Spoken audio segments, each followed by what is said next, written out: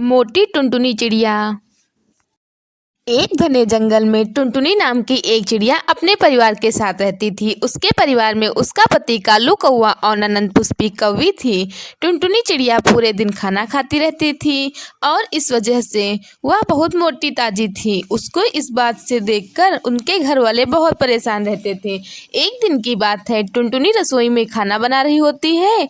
वह खाना बना के जैसे ही फ्री होती है तभी उसकी ननंद पुष्पी कौवी वहाँ आ जाती है और वह टुनटुनी चिड़िया से कहती है, भाभी आप तो बहुत मोटी हो गई हो, आपका पेट भी निकल आया है। हाँ तुम ठीक कह रही हो, पर मैं क्या करूँ, मुझे भूख बहुत लगती है। यदि मैं भरपेट खाना ना खाऊं तो मैं कुछ भी काम नहीं कर पाती हूँ, इसलिए खाती रहती हूँ। और ये कहकर टुनटुनी चिड़िया एक पूरी निकाल कर खा लेती है। टुनटुनी चिड़िया को देखकर पुष्पी कौवी कहती है, भाभी थोड़ा कम खाया करो और कोशिश किया करो कि आप खाने को कम से कम देखो, क्योंकि आप खाना देखोगी तो फिर आपको भूख लगेगी। मैं जितना काम करती हूँ उतना ही खाती हूँ, उससे ज्यादा नहीं खाती हूँ। तुमने तो देखा है मैं घर का सारा काम करती हूँ, इसलिए मुझे भूख ज्यादा लगती है। टुनटुनी चिड़िया की बात सुनकर पुष्पी कौवी मन में सोचती है, इनसे कुछ भी कहना बेकार है, क्योंकि ये अपने आगे किसी की बात मानने वाले तो है नहीं। इससे अच्छा यही है कि मैं यहाँ से चली जाती हूँ। अच्छा भाभी अब मैं चलती हूँ, वैसे भी मुझे कुछ काम याद आ गया है। और यह कहकर पुष्पा वहाँ से चली जाती है। पुष्पा को जाने के बाद टुनटुनी चिड़िया अपने आप से कहती है, बड़ी आई मुझे समझाने वाली, मेरा जितना मन होगा उतना खाऊंगी। और यह कहकर वह फिर से 2 पूड़ी खा लेती है। पूरा घर टुनटुनी चिड़िया से परेशान हो चुका था, क्योंकि दिन ब दिन वह टुनटुनी चिड़िया मोटी और पेटू होती जा रही थी। यह देखकर कालू कौवा परेशान रहता था, क्योंकि उसे अच्छा नहीं लगता था कि सभी उसकी बीबी को पेटू कहकर बुलाते थे। धीरे धीरे समय बीतता है, पर टुनटुनी चिड़िया ने अपने खाने पर बिल्कुल भी कमी नहीं की। वह पहले से ज्यादा मोटी और पेटू होती जा रही थी।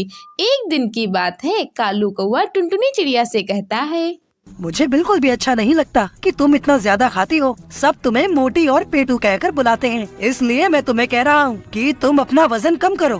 तो आपको अच्छा नहीं लगता है कि मैं मोटी हूँ? यदि आपको अच्छा नहीं लगता है तो आप बता दीजिए, मैं पतली हो जाऊंगी। मैं आपके लिए कुछ भी कर सकती हूँ। मैं बस यही चाहता हूँ कि तुम ज्यादा मत खाया करो, क्योंकि तुम्हारे ज्यादा खाने से तुम देखो कितना मोटी हो गई हो और तुम्हारा पेट भी कितना निकल आया है, जो मुझे बिल्कुल भी अच्छा नहीं लगता है। सभी तुम्हें पेटू कहकर बुलाते हैं, यहाँ तक कि तुमने देखा है कि पुष्पा भी तुम्हें पेटू ही कहती है। तो क्या हुआ, वो मेरी ननंद है, वो मुझे कुछ भी कहकर बुला सकती है, मुझे बुरा नहीं लगता। पर मुझे बुरा लगता है ना कि कोई मेरी बीवी को मोटी और पेटू कहकर बुला रहा हो, तो मुझे बिल्कुल अच्छा नहीं लगता है। इसलिए तुमसे कह रहा हूँ कि तुम कम खाया करो। क्या तुम मेरी खुशी के लिए इतना भी नहीं कर सकते हो? और यह कहकर कालू कौवा वहाँ से चला जाता है। कालू कौवा के जाने के बाद टुनटुनी चिड़िया अपने आप से कहती है, मैं किस किस की बात सुनूं?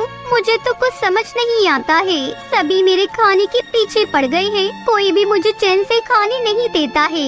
और यह कहकर धीरे धीरे दिन गुजर जाते हैं और एक दिन उसकी हालत यह थी कि वह एक से दूसरी जगह भी उड़कर नहीं जा पा रही थी, और यदि उड़ भी पाती थी तो बहुत ही कम दूरी तक। एक दिन की बात है, टुनटुनी चिड़िया रसोई में पानी पी रही थी, तभी उसका पैर फिसल जाता है और वह मटकी में जाकर गिर जाती है। और मोटी होने की वजह से टुनटुनी चिड़िया उस मटके से नहीं निकल पा रही होती है और मदद के लिए जोर जोर से चिल्लाने लगती है, बचाओ, कोई तो बचाओ, मैं मटके से नहीं निकल पा रही हूँ, मैं यहाँ पर फंस गई हूँ, कोई तो मुझे यहाँ से निकालो। टुनटुनी की आवाज सुनकर सभी पक्षी वहाँ आ जाते हैं और वो लोग देखते हैं तो हैरान रह जाते हैं, क्योंकि टुनटुनी चिड़िया मटके में फंसी हुई होती है। ये देखकर पुष्पी कौवी कहती है, अरे रे रे, भाभी तो मटकी में फंस गई हैं, इन्हें यहाँ से कैसे निकालें? मुझे नहीं पता इसे कैसे निकालें। मुझे तो कुछ भी समझ नहीं आ रहा है। मैं मना करता था कि ज्यादा मत खाया कर, अब देखो ना फंस गई हो ना इस मटके में। अब बता तुझे कैसे निकालें यहाँ से। वो दोनों काफी देर तक सोचते रहते हैं, पर उनको कुछ भी समझ नहीं आता है। कालू कौवा पुष्पा कौवी से कहती है, तुम जाओ और 2 मजबूत लकड़ी लेकर आओ। मुझे माफ कर दो, मैंने आप लोगों की बात नहीं मानी, पर मुझे इस मटके से बाहर निकालो, मुझे बहुत दर्द हो रहा है। तुम शांत हो जाओ, मैं तुम्हें यहाँ से निकाल लूंगा। हमें इस घड़े को तोड़ना होगा। पुष्पा कावई आती है और कालू कौवा मजबूत लकड़ी से उस मटकी को तोड़ने लगता है और टुनटुनी चिड़िया उस मटके से निकल आती है। मुझे माफ कर दो, मैंने आप लोगों की बात नहीं मानी। यदि मैंने आप लोगों की बात मानी होती तो आज मुझे ये सब देखने नहीं पड़ता। चलो अच्छी बात है, तुम्हें ये बात समझ तो आई। अब से तुम कम ही खाया करना। जी दीदी, आज से मैं कम ही खाना खाया करूँगी और अपनी सेहत पर ध्यान दिया करूँगी। हमें इस कहानी से यह सीख मिलती है कि हमें कभी भी ज्यादा नहीं खाना चाहिए, बस हमें इतना ही खाना चाहिए जितना खाने की जरूरत हो, क्योंकि मोटापा हमारे शरीर के लिए हानिकारक है। दही बेचने वाली चिड़िया। सुंदरवन के जंगल में बंटी कबूतर अपनी पत्नी टुनटुनी चिड़िया के साथ रहा करता था। दोनों पति पत्नी दही बेचा करते थे। इनके घर में एक प्यारी सी गाय थी जिसका नाम गायू था। अजी सुनते हो, दुकान से आते समय गायों के लिए हरी हरी घास लेते आना। मेरी गाय को हरी हरी घास बहुत पसंद है। ठीक है भाग्यवान, लेता आऊंगा। बंटी कबूतर शाम को दही बेचने चला जाता है। दही ले लो, दही स्वादिष्ट और मीठी दही, एक बार खाओगे तो बार बार खाओगे। ले लो मीठी स्वादिष्ट दही, खा लो मीठी और स्वादिष्ट दही। अरे ओ दही वाले भैया, मुझे 1 किलो दही देना। अभी देता हूँ बहन जी। बंटी भैया, तुम्हारी दही खाए बिना भोजन तो हजम होता ही नहीं। ये मीठी तो है ना? हाँ बहन, अगर मेरी दही मीठी ना हो तो पैसे नहीं लूंगा। इसी तरह 2-3 घंटे में ही बंटी की सारी दही बिक जाती थी। ये सब उसका पड़ोसी कालू कौवा देखा करता था। वह उससे बहुत जलता था। अरे सुंदरी, दही का व्यापार तो हम लोग भी करते हैं, पर ये बंटी के दही में ऐसा क्या खास होता है जो सारे ग्राहक इसी से दही खरीदना पसंद करते हैं? अजी, तुम दूसरों की तरक्की देख देख कर क्यों अपना खून जलाते रहते हो? रंग तो तुम्हारा पहले से ही काला है और जलने की वजह से और काला पड़ गया है। अपने काम पर ध्यान दो, जिसकी किस्मत में जितना होता है वही मिलता है। चल भाग यहाँ से, बड़ी आई मुझे भाषण देने वाली। जाकर अपना काम कर और मुझे अपना काम करने दे। सुंदरी का भी वहाँ से चली जाती है।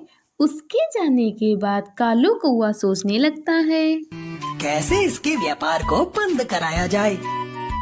अगले दिन जब टुनटुनी अपनी गायों का दूध निकालने जाती है तो गायों गाय बेसुध पड़ी थी। गायू, अरे ओ गायू, क्या हुआ तुझे?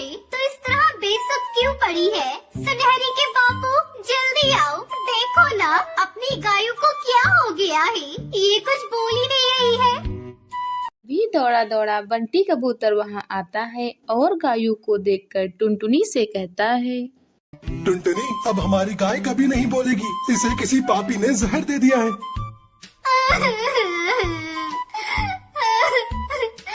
हे भगवान, ये क्या नष्ट हो गया? मेरी गायों से किसकी क्या दुश्मनी थी? गायों को मारने के बदले वो मुझे मार देता।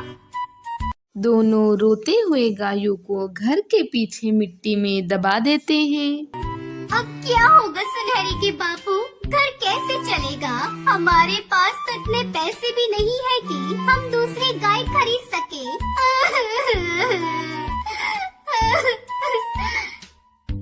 उठो टुनटुनी, उठो, चलो घर चलो। अब सब ऊपर वाले के हाथ में ही है, वही हम लोगों को रास्ता दिखाएगा। पूरा दिन दोनों पति पत्नी रोते हैं। फिर सुबह टुनटुनी गायों के पास जाती है तो उसके आश्चर्य का ठिकाना नहीं रहता।